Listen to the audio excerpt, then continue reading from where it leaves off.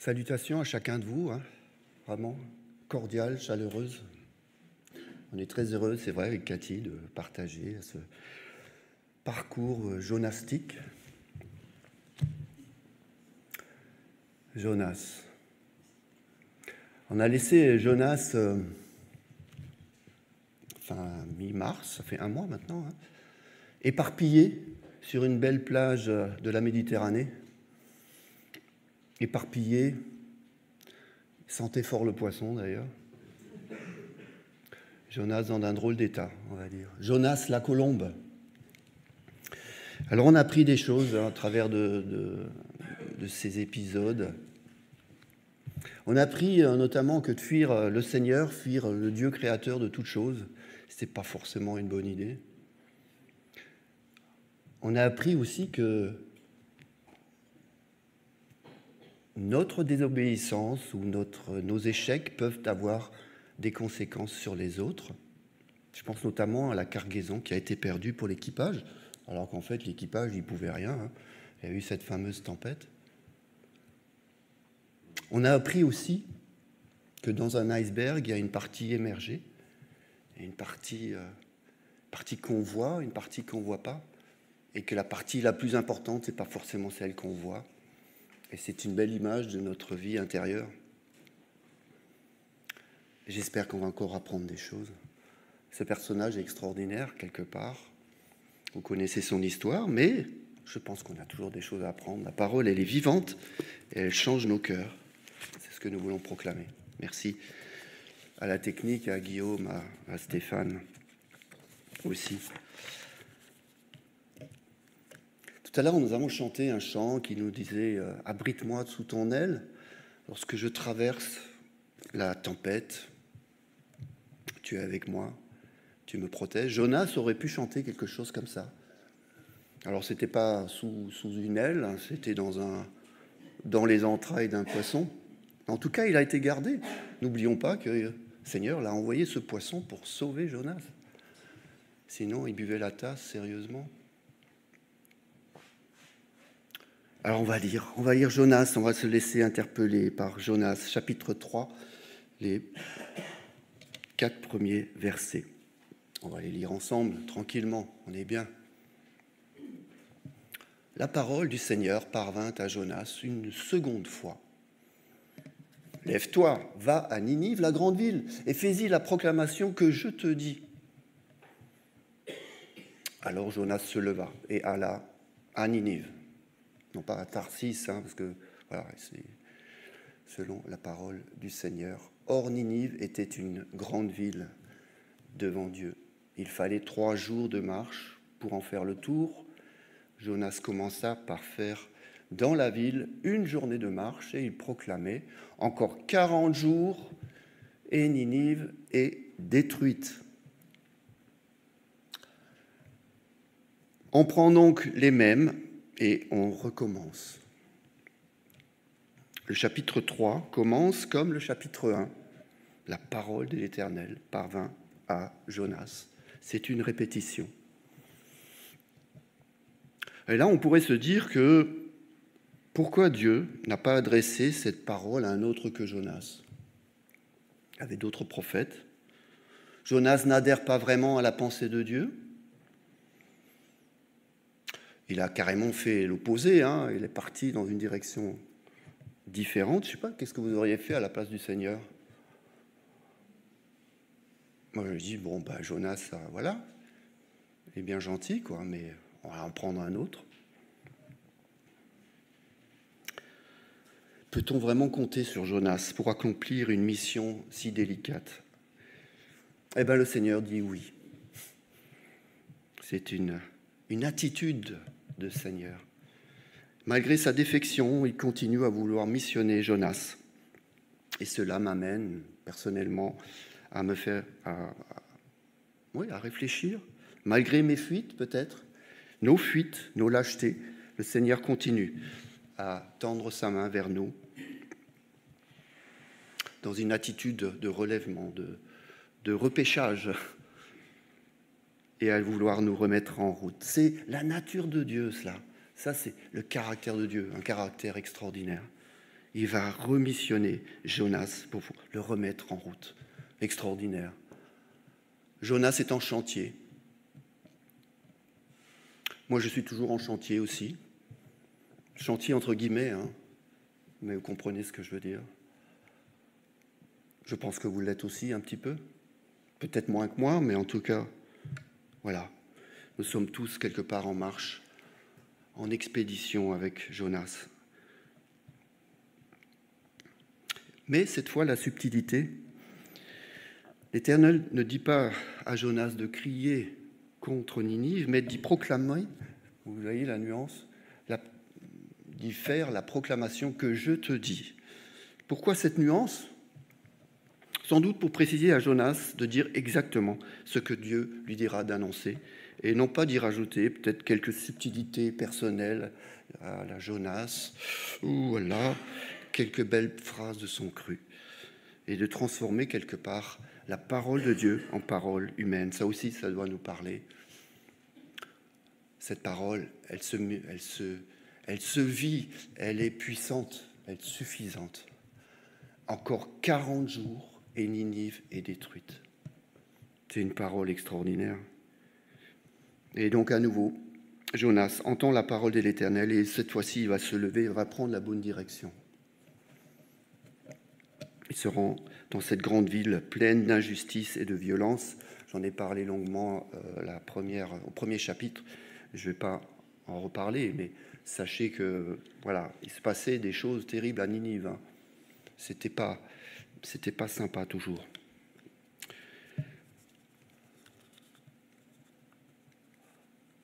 Hop, voilà, Ninive. Alors Ninive, hein, bon, c'est une reconstruction, hein, évidemment, hein, une suggestion de ce que pouvait être Ninive.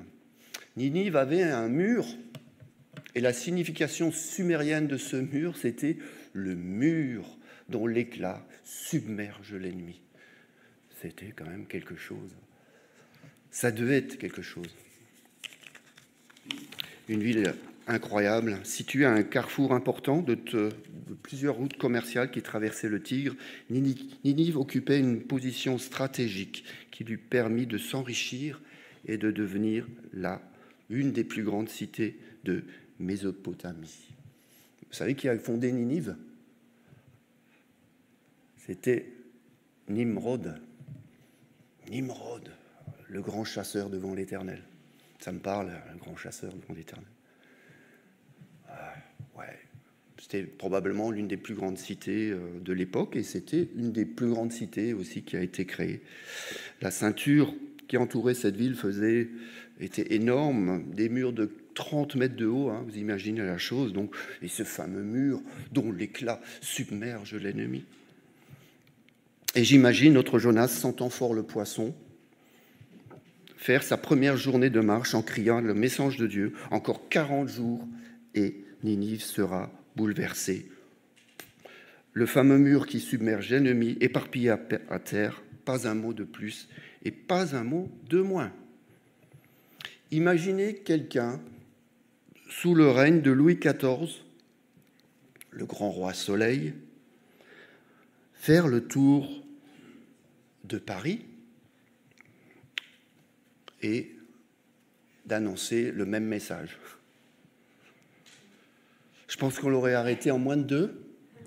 On l'aurait mis dans une oubliette là-bas, quelque part, au Louvre ou ailleurs. Au mieux. Voire au pire, il aurait eu d'autres problèmes. Mais c'était ça le message. Hein.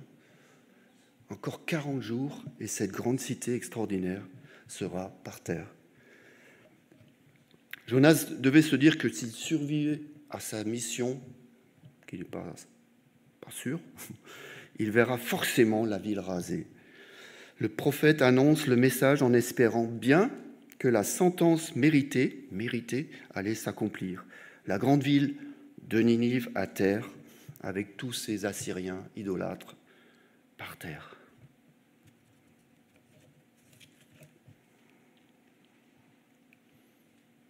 On continue la lecture. Versets 5 à 10, les gens de Ninive mirent leur foi en Dieu. Ils proclamèrent un jeûne et se revêtirent d'un sac depuis le plus grand jusqu'au plus petit d'entre eux. La nouvelle parvint au roi de Ninive. Il se leva de son trône, ôta son manteau, se couvrit d'un sac et s'assit sur la cendre. Il fit crier dans Ninive, par décision du roi et de ses grands, que les humains et les bêtes, le gros bétail et le petit bétail, ne goûtent de rien, ne pèsent pas et ne boivent pas d'eau. Que les humains et les bêtes soient couverts d'un sac, qu'ils invoquent Dieu avec force et que chacun revienne de sa voix mauvaise, et de la violence de ses mains. Qui sait si Dieu ne reviendra pas, s'il ne renoncera pas, s'il ne reviendra pas de sa colère ardente pour que nous ne périssions pas? Dieu vit qu'ils agissaient ainsi et qu'ils revenaient de leur voie mauvaise. Alors Dieu renonça au mal qu'il avait parlé de leur faire et ne le fit pas. Une parole puissante, reçue, entendue, écoutée, et qui est suivie des faits. Dans les rues de Ninive, l'attitude, bien sûr, de Jonas a dû faire réfléchir, et surtout cet oracle proclamé avec puissance a percuté. Le peuple de Ninive crut au message du jugement imminent. À peine une journée de marche, il en fallait 3. Première journée de marche, il y a déjà un effet terrible. Une journée de marche à crier en boucle, et la grande ville, la grande Ninive, les habitants de la grande Ninive se repentent. Ils vont se revêtir d'un sac. Alors, vous connaissez cette attitude dans la parole de Dieu, c'est souvent le cas. Donc, on se revêt d'un sac. Alors, ce n'était pas un sac très confortable, c'était plus qu'une toile de jute, ça devait gratter sérieusement. De la cendre, c'est pareil, vous imaginez, on s'assied dans la cendre. C'était un signe de deuil, de tristesse, de repentance, d'humiliation. Incroyable. Moi, je trouve que c'est incroyable. Il n'y avait pas beaucoup de fioritures dans le message. Il n'a pas fait, des trucs, peut-être que... Voilà, un message brut. Et la parole qui percute, moi, ça me touche. Des fois, on imagine des campagnes d'évangélisation avec des fioritures, des choses... Et c'est bien, j'adhère aussi. Mais là, on a un message qui est d'une simplicité, mais d'une puissance, quoi. Et on a un effet, probablement un des plus grands réveils, d'ailleurs, qui ait jamais existé. Alors, il y a plusieurs points à noter. C'est le peuple d'abord qui prend au sérieux les paroles de Ninive. Sans rien qu'on leur demande rien, les Ninivites s'habillent d'un sac. La repentance, elle est là, elle est puissante, elle est au fond du cœur. Ils décrètent un jeûne collectif. C'est une histoire incroyable, cette histoire de Jonas. Elle est pleine d'humour, quelque part, pleine de rebondissements, mais elle contient aussi des vérités, des questions qui sont profondes, peut-être plus qu'on le pense, et qui sont toujours d'actualité pour nous, ici à Brumat ou ailleurs en 2024. Jonas n'a pas demandé aux Ninivites de devenir juifs ou d'adhérer à une religion. Il les avait simplement prévenus que le Dieu Tout-Puissant était en colère contre eux et que ça allait barder. Il leur a parlé leur langage religieux de l'époque. Il leur a relayé un message que les Ninivites pouvaient comprendre. Autrement dit, il leur a adressé un message, il leur a parlé Ninivite aux Ninivites, un message de Ninivite à Ninivite. C'était des gens, ça y allait comme ça, quoi. Et le message de Jonas était comme ça. Le message de Dieu, au travers de Jonas. Il leur a parlé Ninivite aux Ninivites. Ça doit aussi, quelque part, m'interpeller. Quel est le langage que je pratique avec mes contemporains? Est-ce qu'ils comprennent ce que je leur explique? Les Ninivites ont compris ce message. C'était un message pour eux, une parole pour eux. Faisons attention dans la manière dont nous nous exprimons vis-à-vis de nos contemporains. Il faut qu'on soit audible, crédible aussi, mais audible, il faut qu'on soit compris, quoi. Voilà. Quel langage parlons-nous avec nos contemporains? Et puis finalement, toute cette affaire parvint au roi. On ne le connaît pas, qui se met à hurler. En fait, on voit ça. Il ôte son manteau et puis il crie fort. Voilà. C'était quelque chose, ce roi aussi. Il se met à hurler un décret. Et en fait, ce décret était déjà en application. Le peuple avait déjà revêtu le sac et la cendre. Il n'empêche qu'il a eu cette attitude de cœur et son attitude a été conforme à ce qu'il voyait autour de lui. C'est intéressant, un roi qui exige aussi que chacun revienne de la violence exercée aux paumes de ses mains. J'avais expliqué que c'était un peuple, les Assyriens, ils avaient une pratique de la violence qui était continue. On rasait des villes, voilà. Mais donc la violence était attachée à eux. Ils parlaient par la violence, quoi. Il y avait l'idolâtrie, bien sûr, aussi, il y avait un tas de choses, mais la violence était là. Et là, c'est intéressant parce que ce roi décrète qu'il y a quelque chose qui doit changer dans l'attitude. Et ça, je trouve que c'est intéressant. Un changement radical quant à l'exercice de la violence. Autrement dit, un effet concret. C'est pas... Voilà. Le sac, c'est bien, mais il faut qu'il y ait quelque chose qui débouche après le sac et la cendre. Voilà, une attitude concrète de renoncement. Ici, ça concerne les Ninivites et une violence extrême, mais ça peut aussi nous parler dans notre vie. Croyons-nous vraiment à la puissance de la parole de Dieu? Après, on apprend aussi que ce roi qui n'a pas initié ce mouvement collectif, on va dire presque national de repentance, il est saisi de crainte comme ses sujets. Il amplifie même les ordonnances publiées par les magistrats en attendant les rigueurs de jeûne aux bêtes, au gros bétail, au petit bétail. L'heure est grave. Le salut de tous est en jeu, hommes et bétail. C'est intéressant, ça. Que les animaux soient également privés de nourriture peut nous surprendre. Ils n'ont pas vraiment ce sens moral. Ils sont quelque part innocents et ne portent pas la responsabilité des Ninivites, mais ils partagent la peine, les joies des hommes.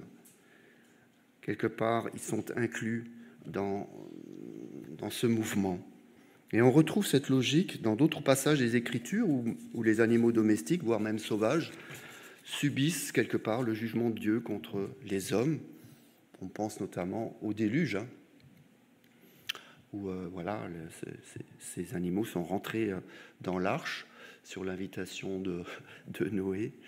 Voilà, donc c'est juste pour noter, quoi. Mais on verra aussi dans le 4e chapitre cette sollicitude de Dieu vis-à-vis des animaux et de la création en règle générale. Mais je laisse Cathy, elle fera ça mieux que moi. Voilà. Mais c'est vraiment bien, je trouve, cette sollicitude de Dieu vis-à-vis des animaux ici. Et on voit qu'il y a une réaction, quoi. C'est incroyable. Et l'Éternel voit que des attitudes changent, un comportement qui change. Il y a le sac, c'est vrai, il y a la cendre, mais il y a aussi un changement de comportement. Il y a des prières, il y a des offrandes, probablement, et des actes qui changent. Je crois que c'est ça qui est le plus important, un changement d'attitude. Et ça doit nous parler. Avons-nous conscience que Tania nous a parlé de la métanoïa, un changement. Le changement fait partie du cursus du chrétien qui change d'attitude, change de comportement, et ça fait partie aussi de ça. Un changement qui doit être effectif, visible. Et là, il était visible. Vous imaginez une ville aussi grande avec tout le monde qui porte un sac. Et puis on peut être étonné quelque part du changement d'attitude de Dieu. Dans certaines traductions, on parle du repentir de Dieu, notamment chez Louis II et dans la Bible d'Arby, on parle que Dieu se repent. du mal qu'il voulait faire. Alors on peut être étonné par cette phrase du repentir de Dieu. Ici, c'est pas marqué. Dieu renonça au mal qu'il avait parlé de leur faire, il ne le fit pas. Dans d'autres traductions, on parle de repentir. Est-ce que Dieu se repent? Vous avez déjà entendu ça, la repentance de Dieu. Il y a d'autres passages, par exemple de Genèse 6, il nous dit clairement que Dieu, vous connaissez ce passage où Dieu voulait railler l'humanité suite à son péché absolu, quoi. C'était juste avant le déluge. Il a même regretté ou se repentit d'avoir créé les hommes. C'est fort, ça. Dans Nombre 23, le verset 19, la réponse est claire. Dieu n'est pas homme pour mentir, ni humain pour se repentir. A-t-il jamais parlé sans qu'il n'accomplisse ce qu'il a déclaré? Cette expression dans Jonas exprime plutôt le fait que Dieu renonce à faire venir un malheur dont il a menacé. Non parce qu'il regrettait ce qu'il a décidé, c'est pas ça, mais parce qu'il le remarquait, il a vu une attitude qui change, que ces humains, ces Ninivites ont changé d'attitude. Voilà. Dieu tient compte du changement d'attitude, du changement de comportement des hommes, et il adopte vis-à-vis d'eux la ligne de conduite qui correspond à leur attitude. Dans Jérémie 18, versets 7 et 8, ça c'est aussi une réponse peut-être à ce qu'on pourrait appeler un questionnement par rapport à ce repentir de Dieu. Une fois, je décrète de déraciner une nation ou un royaume, de le renverser et d'amener sa ruine. Mais si cette nation que j'ai menacée cesse de mal agir, je renoncerai à lui envoyer le malheur que j'avais projeté contre elle. Jérémie 18, 7 et 8. Dieu châtie parce que sa justice l'exige, mais il ne prend pas plaisir à cela. Lamentation de Jérémie, chapitre 3, le verset 33. Ce n'est pas de bon cœur qu'il humilie et qu'il afflige les humains. Et même Ézéchiel 18, 23. Pensez-vous que je prenne le moindre plaisir à voir mourir le méchant, demande le Seigneur, l'Éternel? Mon désir n'est-il pas plutôt qu'il abandonne sa mauvaise voie et qu'il vive? On a toutes les réponses là. Donc voilà, la repentance de Dieu, voilà, il faut la voir dans cette dimension-là. Dieu regarde le cœur de l'homme. Voilà. Il voit un changement de comportement, une attitude de cœur puissante. C'était pas du blabla, les Ninivites, ils ont vraiment... on peut être étonné de cela.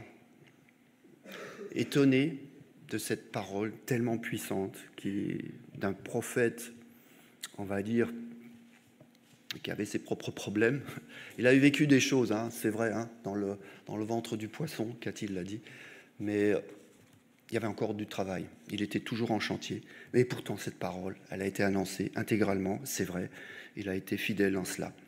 Le jugement sera donc abandonné,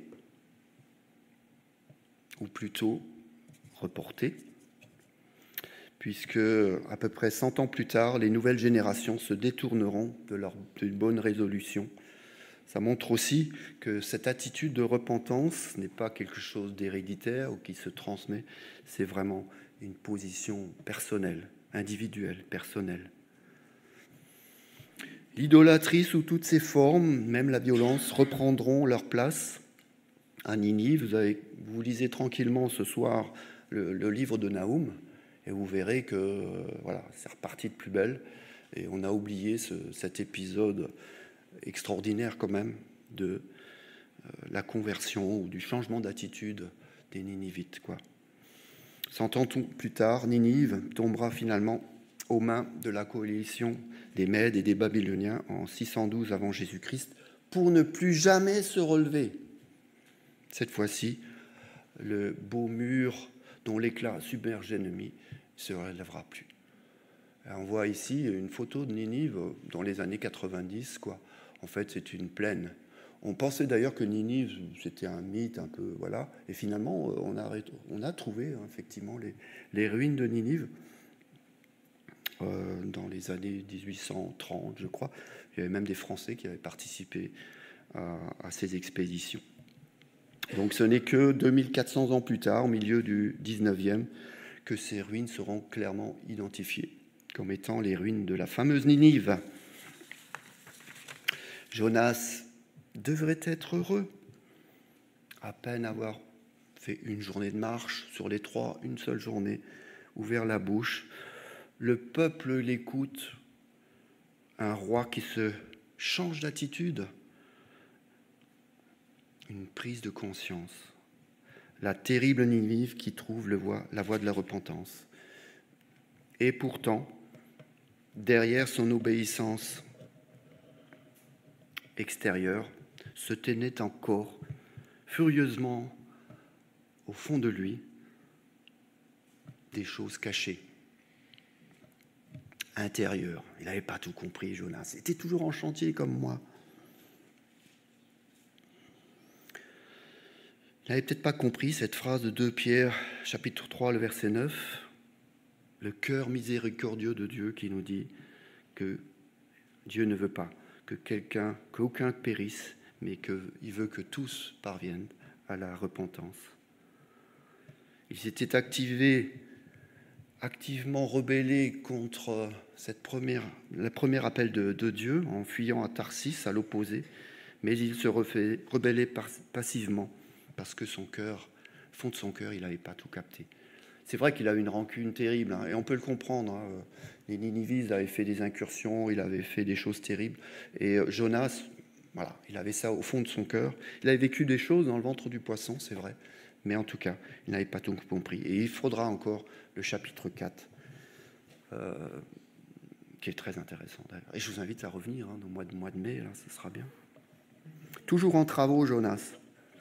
Et je terminerai par Luc, chapitre 11, les versets 39 à 42. Ça, c'est important aussi. Tandis que les foules s'amassaient autour de Jésus, nous sommes bien sûr ici dans le Nouveau Testament, le ministère de Jésus, il se mit à leur dire, cette génération est mauvaise, elle réclame un signe, mais aucun signe ne lui sera accordé, si ce n'est celui de Jonas. En effet, de même que Jonas fut un signe pour les habitants de Ninive, ainsi le Fils de l'homme sera un signe pour cette génération. Au jour du jugement, la reine du Sud se lèvera en face de cette génération et l'accusera, car elle est venue des régions les plus lointaines de la terre pour écouter les paroles pleines de sagesse de Salomon. Et pourtant, il y a ici plus que Salomon. Au jour du jugement, les habitants de Ninive se lèveront en face de cette génération et l'accuseront, car les Ninivites ont changé de vie quand ils ont entendu prêcher Jonas. Et pourtant, il y a ici plus que Jonas. C'est une parole du Seigneur, importante. Le signe de Jonas. Alors, je pense qu'il y aurait beaucoup à dire. Je vais quand même résumer rapidement ce que j'ai cru comprendre. Voilà, avec la grâce de Dieu. Les Ninivites ont reconnu en Jonas un signe du Dieu Tout-Puissant qui prépare un jugement sévère. La présence de Jésus parmi nous est un signe. Jésus donne en exemple aux scribes et aux pharisiens cette histoire ancienne avec des habitants de Ninive qui se repentent, changent de direction, changent de comportement après avoir entendu la parole de Jonas. Et c'est le seul signe que donne le prophète. Une parole forte annoncée au nom de Dieu. Une parole forte annoncée au nom de Dieu. C'est le signe de Jonas. Il n'y en a pas d'autre. Jésus dira et fera la même chose. Les interlocuteurs de Jésus veulent voir une manifestation particulière qui pourrait fonder sa crédibilité. Mais Jésus, ici, ne veut pas leur en donner. Pas davantage que Jonas ne l'a fait quand il s'adressait aux païens de Ninive. Jésus appelle à suivre leur exemple recevoir pleinement sa parole et changer de cap, changer de direction. Vous vous rappelez aussi de cette histoire dans la synagogue de Nazareth au tout début du ministère de Jésus, où rempli de l'Esprit, il annonce la bonne nouvelle aux malheureux, il vient pour guérir les cœurs brisés, libérer les captifs, pour ouvrir les yeux des aveugles, selon Ésaïe 61, versets 1 à 3. Ce texte a été lu par Jésus, le rouleau a été déroulé, la prophétie d'Ésaïe s'accomplit. C'est le signe de Jonas, le signe de Jésus-Christ. Ce qu'il dit et fait ouvertement est la seule base qu'il donne à ses adversaires pour juger de sa mission. Autrement dit, à vous de vous positionner, à vous de prendre ce message, de l'accepter ou pas. Quelque part, cette invitation du signe de Jonas, ça s'adresse aussi à nous. C'est une parole qui reste toujours d'actualité, le signe de Jonas. Une parole forte, annoncée avec puissance, qui porte du fruit, qui a porté du fruit. Est-ce que cette parole porte du fruit dans mon cœur, des fois si compliqué? J'aimerais prier. Seigneur notre Dieu, c'est avec beaucoup de respect, beaucoup d'humilité que nous voulons recevoir cette parole, une parole pleine de puissance. Ici, c'est une parole de jugement pour Ninive. Et les Ninivites ont changé d'attitude, ils ont reçu cette parole. Leur esprit a été changé, bouleversé, et il y a eu de l'effet. C'est vrai qu'à un moment donné, il y a eu un changement dans les générations futures, mais nous voulons nous rappeler de ce signe de Jonas et nous dire que nous voulons recevoir cette parole, ces paroles, dimanche après dimanche, ou quand nous lisons le soir à la maison. Que ta parole puisse avoir un effet puissant dans nos cœurs, dans nos vies. Nous nous souvenir de cette belle histoire de Jonas avec respect, en pensant, Seigneur, que tu es vraiment ce Dieu miséricordieux. Tu ne veux pas que le méchant périsse, mais qu'il change de comportement, qu'il change d'attitude, Seigneur. Merci de nous faire du bien. Merci de bénir ton Église ici, de bénir toutes les communautés qui vivent peut-être des moments difficiles ailleurs. Seigneur, nous te prions pour toutes les personnes qui traversent des difficultés. Te prions de poser ta main guérissante, comme tu l'as fait, comme tu l'as annoncé. Tu viens guérir des cœurs brisés. Tu viens libérer des captifs et ouvrir les yeux des aveugles. Seigneur, toi soit toute la gloire. Amen.